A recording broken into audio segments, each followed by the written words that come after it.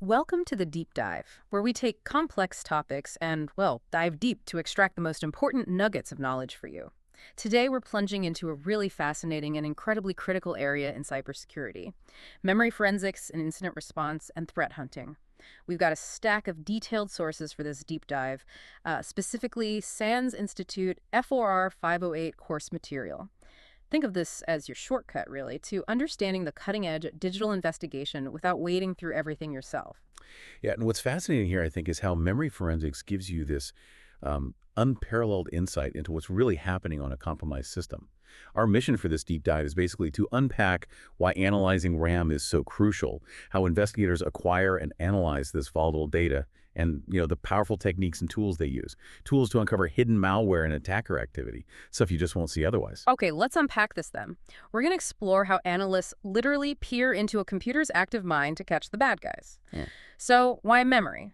For years, everyone focused on the hard drive. Why the shift? Why RAM? Well, it's pretty fundamental, actually. Almost everything an operating system does, every single action, every piece of malware trying to run, every network connection, even passwords sometimes, it all traverses RAM. You can think of RAM as this dynamic bridge. It connects the CPU, the OS, and the actual execution of tasks. Yeah. There's just a wealth of data there. Processes, threads, network sockets, open files. Yeah. Even things like clipboard data or usernames. That's a great point. And you typically think of RAM as super volatile, right? Like power goes off, data's gone. But the source material highlights something interesting. Memory sizes are getting bigger and bigger, and that actually makes it, what, less volatile? Exactly. It's kind of counterintuitive, but yeah. Yeah. With larger RAM, data persists longer. It almost acts like a temporary secondary file system. You find residues from old applications, maybe even clear text passwords that were used minutes or hours ago. Stuff you'd expect to be long gone. Okay, so that persistence changes things. It really does. It leads to the question, where's the best place to find active malware now? And the answer is increasingly RAM. See, malware has this dilemma. It wants to hide, obviously, but it has to execute to do anything malicious. And it's basically impossible to do both perfectly. It has to reveal itself in memory to run. Ah, the execution footprint. Precisely.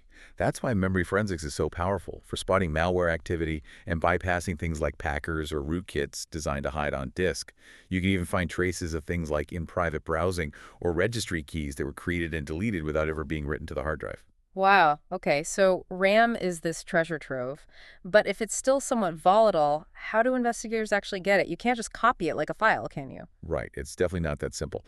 The process really depends on whether the system is live running or dead, maybe hibernated or crashed. For live systems, you need specialized tools. Things like WinPM, Magnet Forensics RAM Capture, Belkasoft Live RAM Capture are common.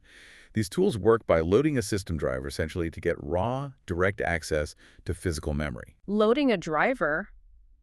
That sounds a bit like how some malware might operate, actually. Does that cause issues, like with antivirus software? It definitely can. Yeah, that's an operational hurdle sometimes. AV might flag the capture tool itself, but the good news is, generally, the memory images these tools dump, regardless of which specific tool you used, are compatible. The major analysis frameworks like Volatility or MemBrushFS can usually process them just fine. Okay, so that's live systems. What about dead systems, hibernated or crashed ones? That can sometimes be easier. Investigators look for memory images that might already exist on the disk.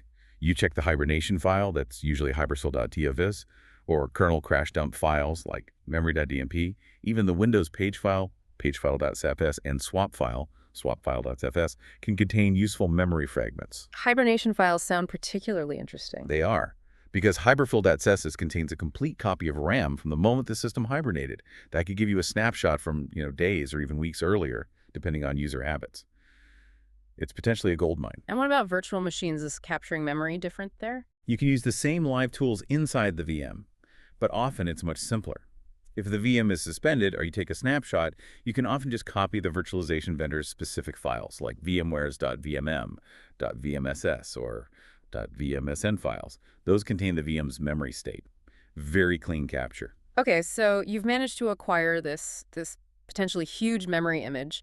It must look like just a massive jumble of data. How do you start making sense of it? What's the investigator's roadmap? Yeah, it's daunting at first glance, but there's a logical flow. First, you need to identify context. This means finding key OS structures within the image, like the kernel debugger data block, the KDBG, and the list of eProcess blocks, which represent processes. These structures tell the analysis tools how to interpret the rest of the data for that specific OS version. Okay, establishing the ground rules for the image. Exactly. Then you parse memory structures. This is where the tools read things like process environment blocks, PEBs, virtual address descriptors, VADs, basically the internal blueprints of processes. Once you have that structure, you can scan for outliers, things that look unusual compared to normal system activity, and finally really dig in and search for anomalies or specific malicious indicators. Got it. So what are the main tools investigators use for this analysis part? Well, the best-known framework is definitely Volatility. It's been around a while and has evolved. You have Volatility 2, which is sort of the classic battle-tested version, and now Volatility 3. What's the key difference there? Is Volatility 3 just better? Not necessarily better, just different trade-offs. Volatility 2 has a huge library of plugins, very mature. Volatility 3 is a complete rewrite in Python 3. It's generally more efficient, and crucially, it has auto-profile detection. It tries to figure out the OS version automatically. Ah, okay. So Volatility 2 needs that profile you mentioned earlier. That's right. A profile in Volatility 2 is like a specific map for a given Windows version, say Win10 by 6416299. Because memory layouts change constantly with Windows updates, Volatility 2 needs you to tell it exactly which map to use. Makes sense. Volatility 3 tries to handle this automatically by looking up symbols online, which is much more convenient. But sometimes Volatility 3 might miss things because it's newer, or it might lack a specific niche plugin that only exists for Volatility 2. Many analysts use both. How do you know if you've picked the right profile in Volatility 2? Good question. Usually, if basic commands like listing processes or finding registry hive list work correctly and give you sensible output, your profile is likely good. If they fail or show garbage, the profile is wrong. Okay. Now, besides Volatility, you mentioned memprocfs. What's the story there? What makes it stand out? memprocfs takes a really different approach. Instead of running commands to query data, it mounts the memory image as a virtual file system. Like a drive letter in Windows. Exactly. You get, say, an M drive, and you can just browse through folders representing processes, network connections, files cached in memory, the registry. Wow, that sounds incredibly intuitive. It is. And because it's written in C and C++ make, it's significantly faster than Python-based tools like Volatility. It also has excellent support for handling Windows 10 and 11 memory compression and integrating page file data, which often means it can pull out more information. Interesting. Okay, so let's talk about the analysis itself. When an investigator starts looking, processes are usually the first stop, right? What are you looking for to spot a rogue process? Absolutely. Processes are fundamental. We generally focus on 6 key things. First, the image name. Simple misspellings are a classic giveaway, like scdhost.exe instead of the legit svcoast.exe. Or maybe a legit name in the wrong context, like firefox.exe running on a server where it has no business being. Okay, basic sanity checks. Right. Second, the full path. Where's the executable actually running from? Malware loves to hide using legitimate names, but they'll run from weird places like a user's temp folder or app data or even the recycle bin instead of System32 or program files. Location. Yeah. Third, the parent process. This is critical. Who launched this process? A normal svcoast.exe, for example, should have services.exe as its parent. If you see explorer.exe launching svcoast.exe, that's suspicious. Or if you see w3wp.exe, the IS web server process, suddenly spawning cmd.exe, that's a huge red flag, likely a web shell. Also look for orphan processes whose parent is terminated and is no longer running.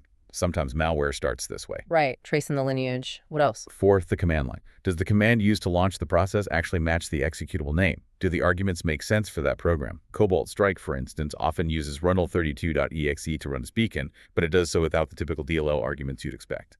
That stands out. Fifth is the start time. Was the process started around the time you suspect the incident occurred? Or does its start time look like an outlier compared to other system processes that usually start up together? And finally, sixth, security IDs, SIDs. Does the user account associated with the process make sense? Is a critical system process suddenly running under a standard user's SID? That's highly irregular. Okay, that's a solid checklist. It sounds like spotting these requires comparing against a baseline of normal. How do tools like Volatility help visualize this, especially the parent-child relationships? Volatility has specific plugins for that. Windows.peace list gives you the basic list of running processes from the main OS list. It's fast, but rootkits can sometimes hide processes from this view. So might miss things. Potentially, yes. That's why there's Windows.pscan. This plugin scans all of physical memory looking for the data structures that define a process, eProcess blocks. It can find processes that have terminated but whose structures haven't been fully overwritten yet, and it can find processes hidden by techniques like DKOM rootkits. It's slower but much more thorough. Okay, scan finds the hidden one. And then Windows.ptree is invaluable. It shows the parent-child relationships visually as a tree. Makes it immediately obvious if, say, Explorer.exe spawns something suspicious like scvhost.exe, or if you see commands being run under w3wp.exe from that web shell example. That tree view sounds really useful for context. But even with these tools, you could be looking at hundreds of processes. How do analysts cut through the noise? That's where baselining comes in. There's a great tool called Memory Baseliner. The idea is you compare your suspect memory image against a known good baseline image from a similar clean system, same OS, patches, main apps. Memory Baseliner highlights processes or DLLs present in the suspect image, but not in the baseline, marking them as unknown. This dramatically reduces the number of things you need to manually investigate. Automated difference analysis. Exactly. It's very effective. For instance, in one case involving Dark Comet RAT, it immediately flagged a misspelled rundl32.exe running from a temp folder, because obviously that wasn't in the clean baseline. Huge time saver. Okay, so beyond the process list itself, what other internal process components do you scrutinize? You mentioned helper objects. Right. Processes rely on lots of other objects. We look closely at several. First, DLLs, dynamically linked libraries. Malware often loads its own malicious DLLs into legitimate processes. Volatility's Windows.dls plugin shows all the DLLs loaded by each process. You look for suspicious DLL names or paths. And the load time field can even show if a DLL was injected after the process initially started. Injecting code later.clever. What else? Handles. These are pointers the OS gives a process when it accesses a resource like a file, a registry key, a network connection, or even synchronization objects. Malware needs handles too, so examining them with Windows, handles can reveal what files a suspicious process was accessing or what registry keys it modified. We had a solar marker infection where analyzing handles showed the process accessing a randomly named registry key used for persistence, and it still had a handle open to the original flashinstaller.msi file that delivered the malware. A direct link back to the infection vector. Wow, the handles told the whole story. Pretty much. Then there are mutexes, or mutants, as Windows calls them. Malware often creates a uniquely named mutex to act as a marker, basically saying, I'm already running here, to prevent multiple instances of itself. They can be hard to spot unless you know what you're looking for, but if you identify a mutex associated with a specific malware family, like the MTX one used by Cozy Duke, it becomes a very reliable indicator of compromise. A unique fingerprint. Exactly. And finally, named pipes. These are used for inter-process communication on the same machine. Think of them like local network sockets, but faster and often less monitored. Tools like PSIC and especially Cobalt Strike use named pipes heavily for communication between different components or beacons. Cobalt Strike even uses predictable default names like MSSE, #tag server sometimes, which makes them relatively easy to spot in memory. Okay, so DLLs, handles, mutexes, named pipes. Drilling down into the process's interactions. That gives you a lot more context than just the process name. Absolutely. It's about understanding what the process is doing. Network connections are obviously huge in incident response. How does memory forensics add to what you might get from, say, firewall logs or NetFlow? It adds critical context and history. Network artifacts in memory, found using plugins like Volatility's Windows.net Stat or Windows.net Scan, can show you connections that were active, even if they were terminated, long before you captured the memory. Even closed connections, how? Because the data structures representing those connections often linger in memory pools for a while before being overwritten. NetScan is particularly good at carving these old structures out. We look for things like suspicious ports communication on non-standard ports, or maybe signs of port forwarding. Suspicious connections to known malicious IPs, obviously, but also maybe unexpected internal connections, or direct-to-IP web requests instead of using domain names, or RDP sessions from weird sources. And crucially, linking it back to the process. Yes, that's the key advantage. We look at the suspicious process. Should this process even be making network connections? Why is notepad.exe talking to an external IP? Or why is svcoast.exe connecting out on port 80 or 443? That's usually not right. CFS also shows this very clearly in its virtual file system under MSNet. We saw an Omni malware case where randomly named processes were connecting out, and memory analysis tied those ephemeral processes directly to the C2 communication. So memory gives you that process-to-connection link even for connections that aren't live anymore. That's powerful. It really is. It helps you piece together the timeline and understand which specific program was responsible for malicious communication. It seems like knowing normal is vital here, too. What does normal network traffic even look like for, say, svcoast.exe? It must be complex. It is complex and normal changes, but svcoast.exe, for example, typically handles OS services. It might talk to domain controllers, Windows Update servers, things like that. It generally shouldn't be initiating random connections to arbitrary IPs on web ports. That's the kind of deviation you look for. It requires experience and context about the specific environment. Let's shift gears to something that sounds particularly sneaky. Code injection. Why do attackers use this so often? What's the appeal? Oh, it's hugely appealing for attackers. Code injection lets malware hide inside a legitimate, trusted process.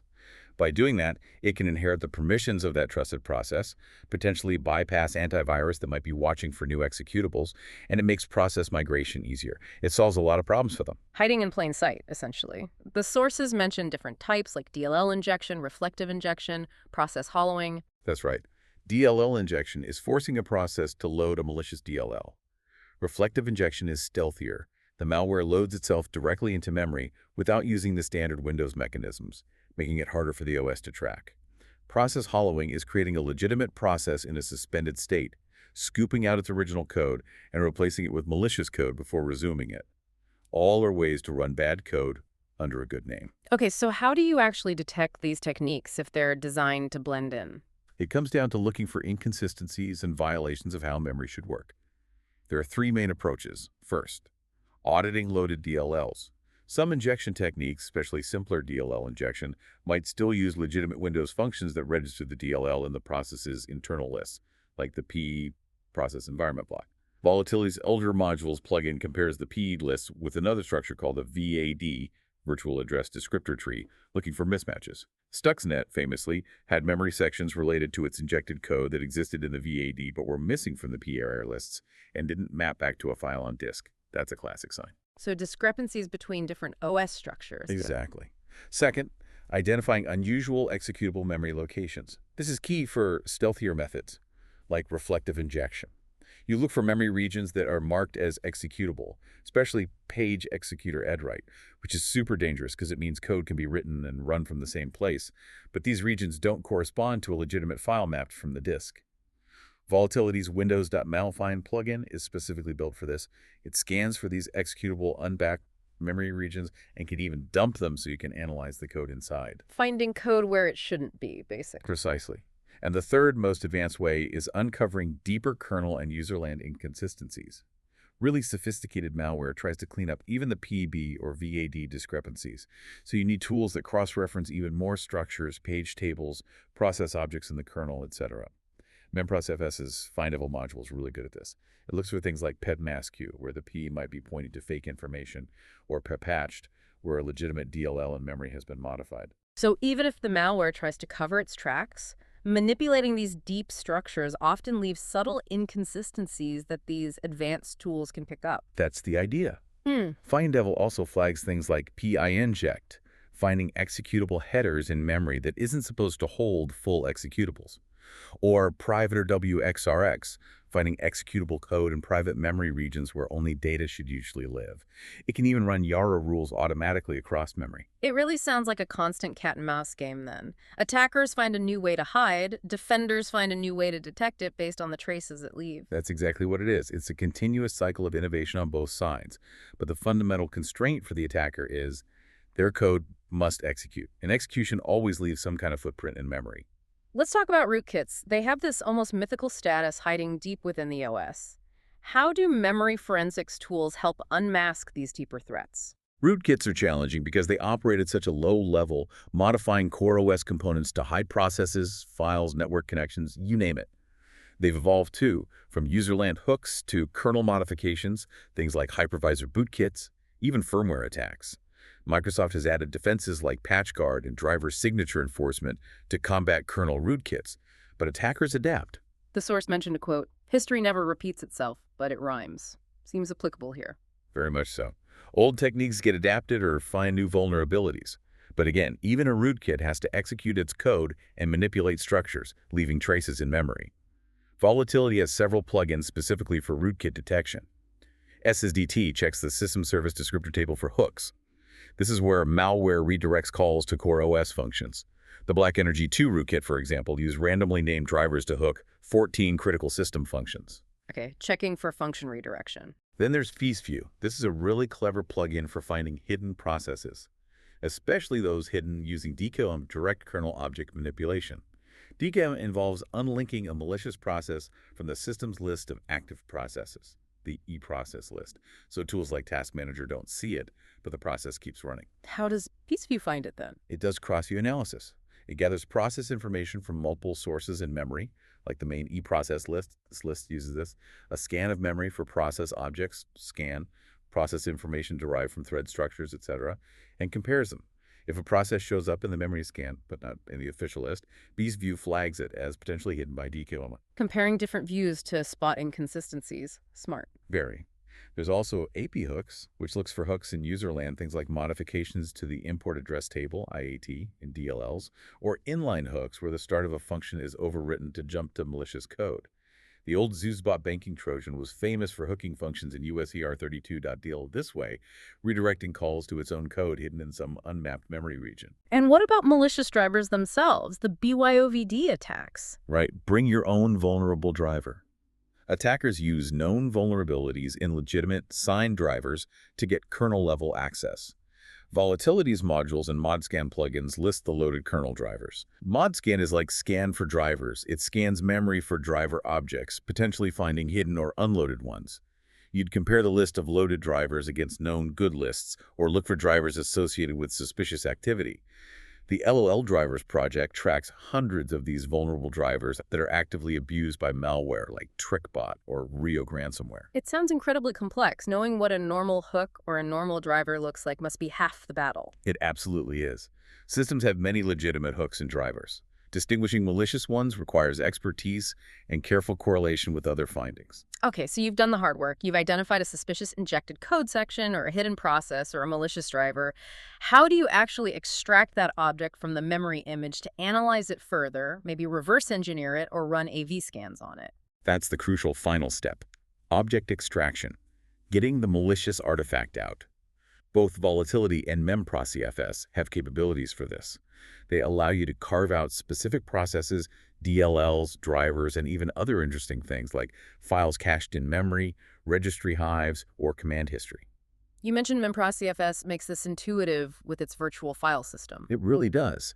Since it presents memory as files and folders, extraction is often as simple as copy-paste. You can browse to, say, m8off suspect process modules, and find a file like paymefile.dll, which represents the main executable or loaded DLL. You just copy that file out. Or you can go to mforensicfiles route to browse files that were cached in memory from the user's directories. That sounds incredibly convenient. It is. In that solar marker case, we could just navigate to the cached file location in memprocfs and copy out the entire multi-megabyte flash installer .msi file that was the initial payload. It also let us easily extract the contents of the randomly named registry key used for persistence from the virtualized registry view under mregistry. What about command history? Can you pull that out too? Yes. For command history, you typically dump the memory of console host processes, conhost.exe, using memprocfs or Volatility. Then you run string extraction tools, like strings or bstrings, on that dump file. You can often find command lines executed, PowerShell script blocks, output from commands, really useful for reconstructing attacker actions. And how does Volatility handle extraction? You mentioned dump. Exactly. In Volatility 3, you typically add the dump flag to existing plugins. So windows.pslistDump extracts the main executable for listed processes. Windows.ddlsdump extracts loaded DLLs. Windows.modules dump extracts kernel drivers. For getting all the memory associated with a process code, data, heap, everything you'd use, Windows.memappdump. That's great if you just want to run strings across everything related to a suspect process. There are also specialized plugins like shimcacheman to dump application compatibility cache data, or SCC scan to extract service information from registry hives loaded in memory. Once you have these dumped files or memory sections, what are the go-to tools for searching through them? Standard command line utilities are your best friends here. Strings is the classic for finding readable text. bstrings is similar, but often better with Unicode. grep, or findstror on Windows, is essential for searching for specific patterns. IP addresses, domains, file names, known bad strings. It's also worth noting, Windows 10 and 11 use memory compression quite heavily now. This can sometimes make direct string searching or extraction tricky. Ah, compression. How do you deal with that? Tools like memproc-EFS are designed to handle the decompression automatically during analysis, which is a big advantage. For tools like Volatility, sometimes you might need specialized scripts or techniques to decompress specific memory regions before analysis if the standard plugins struggle. And as I mentioned, the way modern tools increasingly integrate the page file.ss, in the analysis alongside RAM is huge. It significantly expands the pool of data you can recover: code, network artifacts, registry data, even if it was temporarily swapped out of active RAM. It makes the investigation much more comprehensive. Okay, we've covered a lot of ground here, navigating the really intricate landscape of memory forensics. Uncovering hidden processes, finding that elusive malware, tracing the digital breadcrumbs attackers leave behind. It's clear this is absolutely essential. Definitely. I think what really stands out is the sheer level of detail and, crucially, the context that memory analysis provides. It goes so far beyond what traditional disk forensics alone can offer. It's a field that's constantly evolving, pushing the boundaries in this fight against cyber threats. So bringing this all together, what's the key takeaway for you? What does this all mean for someone trying to stay ahead in cybersecurity? For me, it underscores that the deeper we can peer into the active running state of a machine, its mind, as you put it, the clearer the picture of any intrusion becomes, no matter how hard the attacker tries to hide or clean up. This constant innovation we see in both the attack techniques using memory and the defensive forensic techniques, it highlights a fundamental truth. Malware has to run. Code must execute. And that execution, however stealthy, always leaves a trace in memory. It might be subtle, but it's there, waiting for a skilled analyst with the right tools and understanding to find it. So this isn't just a technology battle. It's really about human ingenuity on both sides. Mastering memory forensics is about understanding those traces and staying relentless in the hunt. It's absolutely central to modern defense.